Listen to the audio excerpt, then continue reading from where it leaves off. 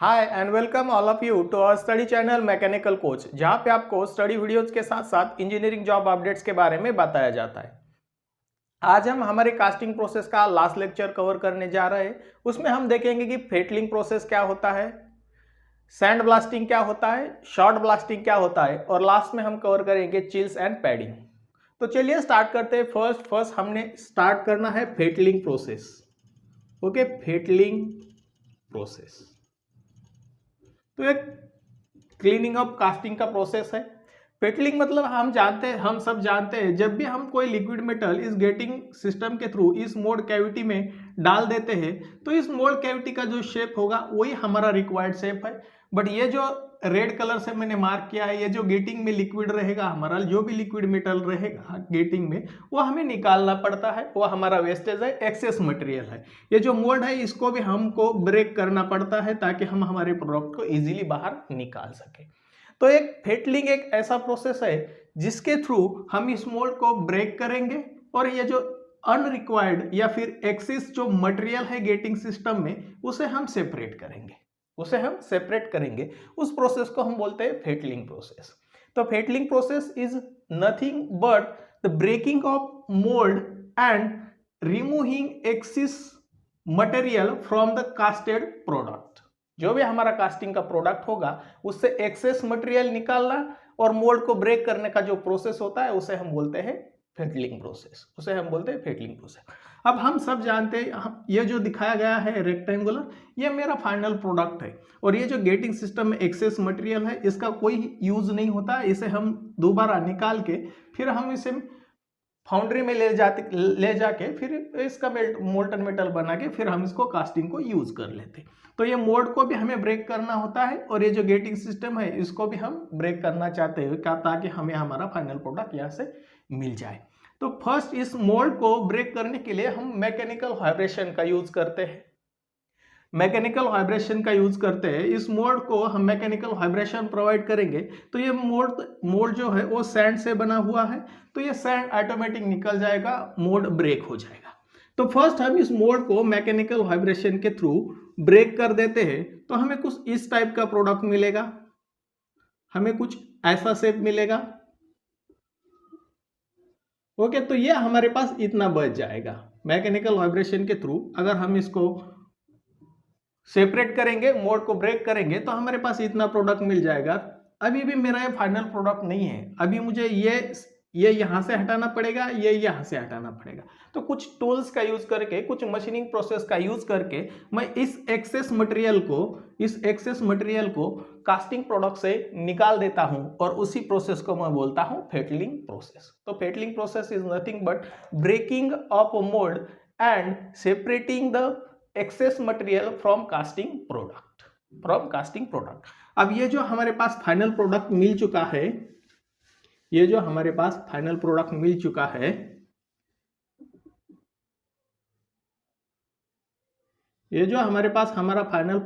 चुका है, तो ये मोल्ड जिस मोल्ड से बना है वो सैंड मोल्ड था। तो सैंड मोल्ड के कुछ पार्टिकल इसके ऊपर होंगे। ये सैंड के जो पार्टिकल्स है वो हॉट कंडीशन में, जब लिक्विड स्टेट में मेटल था उस कंडीशन में उसके ऊपर कुछ सैंड के पार्टिकल चिपक जाएंगे।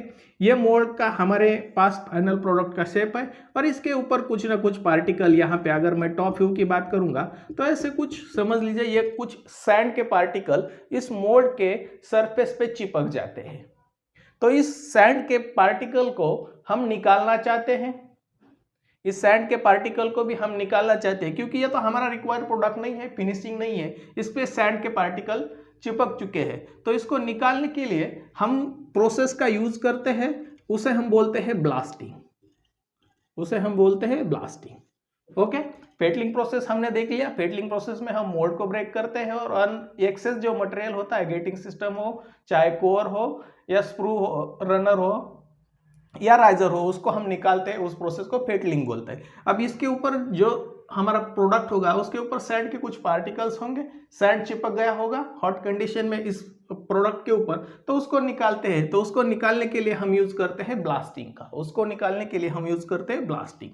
ब्लास्टिंग टू टाइप्स का होता है, मैंने आपको स्टार्ट में बताया था। हम देखने वाले हैं, एक तो शॉर्ट ब्लास्टिंग देखने वाले और दूसरा जो है वो सैंड ब्लास्टिंग देखने वाले। ओके, ब्लास्टिंग टू टाइप का, short blasting and sand blasting. अब शॉर्ट ब्लास्टिंग में क्या होगा, ये जो पार्टिकल्स यहाँ पे चिपक गए हैं इस सरफेस पे, हमारे कास्टिंग प्रोडक्ट पे जो सैंड के पार्टिकल रह चुके हैं, उस पार्टिकल के ऊपर हम क्या करेंगे, ये कुछ स्टील्स के बॉल ले लेंगे, तो छोटे छोटे स्टील्स के बॉल है, और इस बॉल को हम स्ट्राइक करेंगे इस सरफेस पे। इस सभी बॉल को हम स्ट्राइक करेंगे इस सरफेस पे। अब स्ट्राइक होने से क्या होगा, इसके ऊपर ये जो भी पार्टिकल चिपक गए थे, अगर इसके ऊपर हम बॉल, स्टील का जो बॉल है वो स्ट्राइक करेंगे तो ये जो पार्टिकल है ये यहां से निकलना चालू हो जाएंगे, ये पार्टिकल यहां से निकल जाएंगे। ओके, अगर मैं इस पे स्टील के बॉल स्ट्राइक कर देता हूं तो ये पार्टिकल यहां से निकल जाएंगे, पार्टिकल निकल जाएंगे, लेकिन ये जो प्रोडक्ट था, ये प्रोडक्ट हमें कुछ ऐसा चाहिए था, बट यहाँ पे अगर मैं स्ट्राइक कर देता हूँ तो कुछ यहाँ पे रिसेस क्रिएट हो जाएंगे। स्टील बॉल हम जब भी स्ट्राइक करेंगे तो पार्टिकल तो निकाल लेंगे, बट कुछ स्ट्राइक करके वो हमारे प्रोडक्ट के अंदर कुछ हॉलो कैविटीज निर्माण करेंगे, स्ट्राइक होंगे तो यहाँ पे कुछ डैमेज हो सकता है प्रोडक्ट को।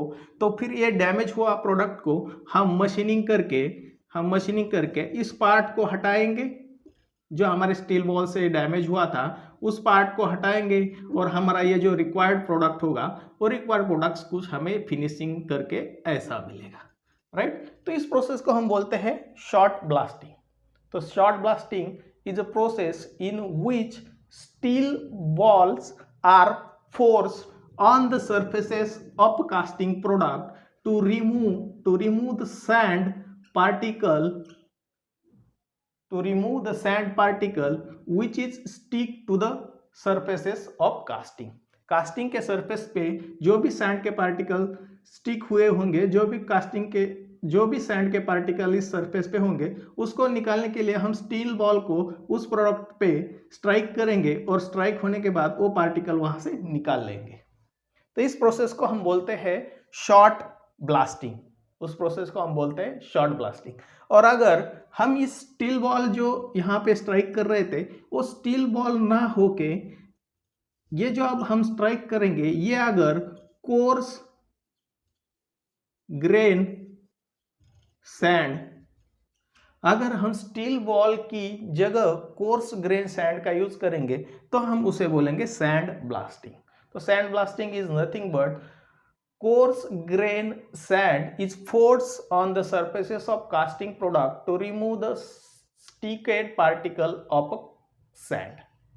तो सैंड के जो पार्टिकल सरफेस पे स्टिक हुए होंगे उसको निकालने के लिए कोर्स ग्रेन सैंड को हम उस सरफेस पे स्ट्राइक करेंगे, और फिर उससे वो जो पार्टिकल होंगे वो निकल जाएंगे। फिर वो भी कुछ रिसेसेस वहां पे प्रोडक्ट पे क्रिएट करेंगे, इरेगुलर शेप प्रोडक्ट का क्रिएट करेंगे, फिर मशीनिंग करके हम उसको फिनिशिंग देंगे तो हमें फाइनल प्रोडक्ट वहां से मिल जाए। तो चलिए स्टार्ट करते हैं, चिल्स और पैडिंग के बारे में देखते हैं। चिल्स क्या होती है और पैडिंग क्या होती है इसके बारे में देख लेते हैं। तो basically chills and paddings are used to provide a directional solidification of a casting product. इन दोनों का जो फंक्शन है, इस दोनों का जो पर्पज है, वो दोनों का पर्पज सेम होता है, और वो पर्पज होता है to provide directional solidification, to provide directional solidification of casting. Casting का जो प्रोडक्ट होगा उसको डायरेक्शनल सॉलिडिफिकेशन प्रोवाइड करने के लिए हम यूज करते हैं चिल्स एंड पैडिंग का। हमने देखा है अगर कास्टिंग का जो साइज है, शेप है, वो अगर इरेगुलर होता है तो उसमें जो हीट ट्रांसफर है वो भी डिफरेंट होगा। जो थिनर सेक्शन होगा तो थिनर सेक्शन कम टाइम में सॉलिडिफाई हो जाएगा, अगर थिक सेक्शन है तो उसको टाइम ज्यादा लगेगा। तो ज्यादा टाइम लगेगा, एक पार्ट कम टाइम में सॉलिडिफाई होगा, दूसरा पार्ट ज्यादा टाइम लेगा सॉलिडिफाई होने के लिए। तो उसमें जो अनइक्वल कूलिंग की वजह से, अनइक्वल हीट ट्रांसफर की वजह से स्ट्रेसेस डेवलप होंगे, और अगर स्ट्रेसेस डेवलप होंगे तो हमारे प्रोडक्ट जो है वो डिफेक्टिव होगा। तो उसको अवॉइड करने के लिए हम यूज करते हैं चिल्स एंड पैडिंग का। अब मान लीजिए ये मेरे पास कोई इस शेप का फाइनल प्रोडक्ट मैं कास्टिंग के थ्रू बनाना चाहता हूँ, ये मेरे पास ये मोल्ड कैविटी है। ओके, और मैं जब भी इसमें कोई लिक्विड मेटल पोर कर देता हूं, इसमें अगर मैं कुछ भी लिक्विड मेटल पोर कर देता हूं, ओके, मैं अब इसको 3 अलग अलग सेपरेट पार्ट में डिवाइड कर देता हूं।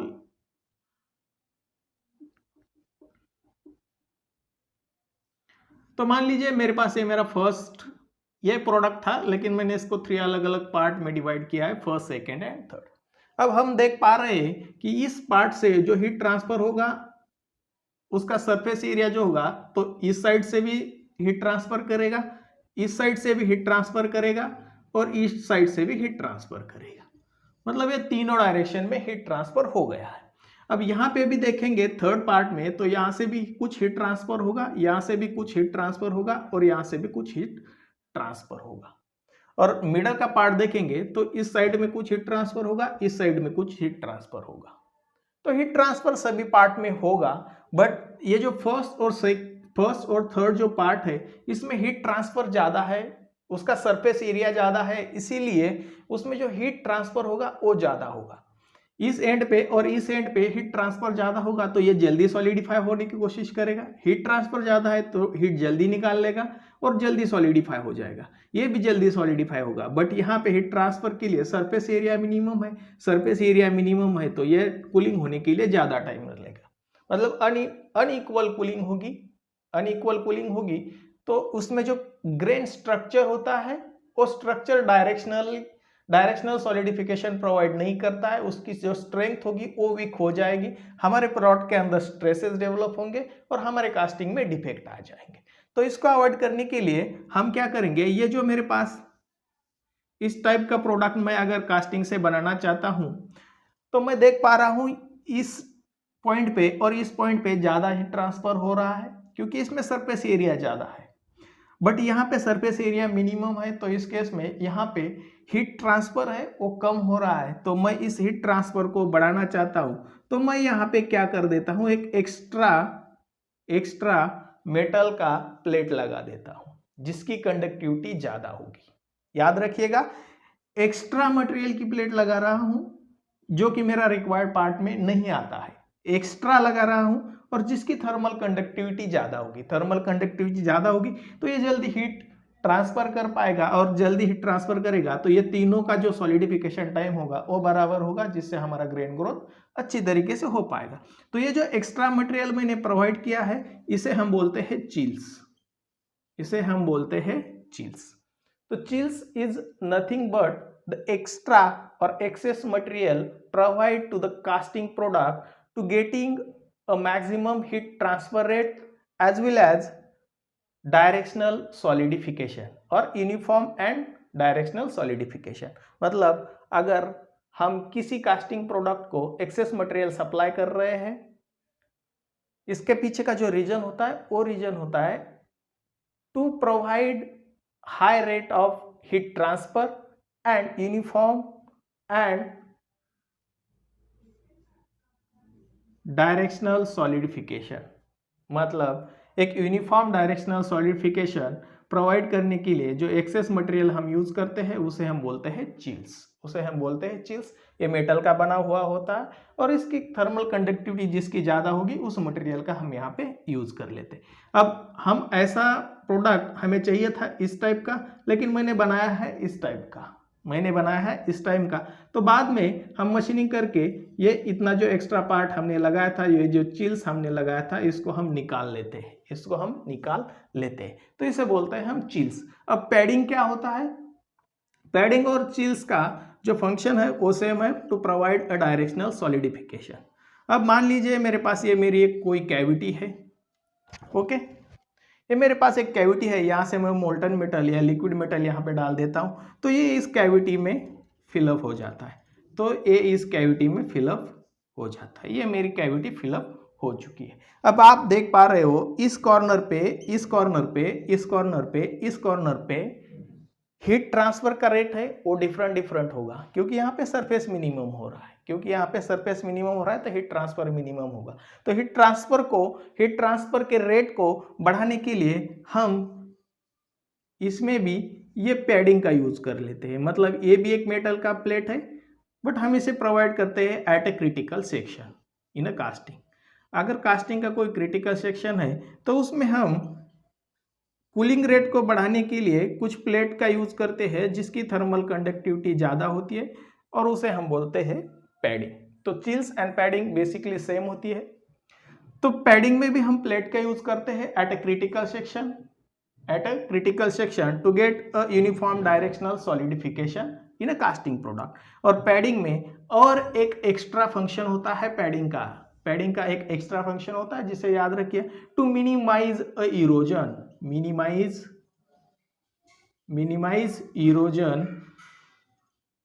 Erosion of sand. अब हम जानते हैं जब भी मैं लिक्विड मेटल यहां से पोर कर देता हूं तो लिक्विड मेटल आके इस कॉर्नर पे भी स्ट्राइक हो सकता है, इस कॉर्नर पे भी स्ट्राइक हो सकता है, इस कॉर्नर पे जितने भी क्रिटिकल सेक्शन है उस क्रिटिकल सेक्शन पे ये लिक्विड मेटल जब भी जाएगा तो उस क्रिटिकल सेक्शन से कुछ सैंड के पार्टिकल है उसको इरोड करके अपने साथ ले लेगा। ये जो कॉर्नर यहाँ पे होगा ऐसा कॉर्नर होगा और ये साइड का जो सैंड होगा, अगर ये लिक्विड मेटल यहाँ पे आता है तो क्रिटिकल सेक्शन है, तो इस केस में ये जो सैंड है वो निकल के इस लिक्विड मेटल में मिक्सअप हो जाएगा और इससे हमें कास्टिंग में डिफेक्ट मिल जाएंगे। तो उसको अवॉइड करने के लिए भी हम पैडिंग का यूज कर लेते हैं। तो चिल्स का फंक्शन होता है टू प्रोवाइड और to increase the rate of heat transfer and provide uniform and unidirectional solidification. And padding का जो यूज होता है वो होता है to increase a cooling rate as well as provide uniform और डायरेक्शनल सॉलिडिफिकेशन। एंड इसका और एक फंक्शन होगा वो होगा मिनिमाइज इरोजन ऑफ सैंड। और लास्ट में हम देखते हैं और एक कभी कभी एक क्वेश्चन आ जाता है एग्जाम में, वो होता है luting, LUTTING, luting. What is mean by luting? तो luting is nothing but the process of repairing casting defect. Casting defect को रिपेयर करने के लिए जो प्रोसेस यूज किया जाता है उसे हम बोलते हैं लूटिंग, डिफेक्ट। कास्टिंग डिफेक्ट को रिपेयर करने के लिए जो प्रोसेस यूज किया जाता है उसे हम बोलते हैं लूटिंग। तो ये कुछ पॉइंट्स थे कास्टिंग में, हमने अभी तक बहुत डिटेल में देखा, तो उसमें से कुछ पॉइंट बचे हुए थे उसको आज हमने कवर किया है और यहाँ पे हमारा जितना भी कास्टिंग प्रोसेस था वो सब खत्म हो चुका है। आपको रिक्वेस्ट है, अगर आपको हमारे वीडियो पसंद आ जाते हैं तो हमारे चैनल को लाइक एंड सब्सक्राइब जरूर कीजिएगा। Thank you for watching this video.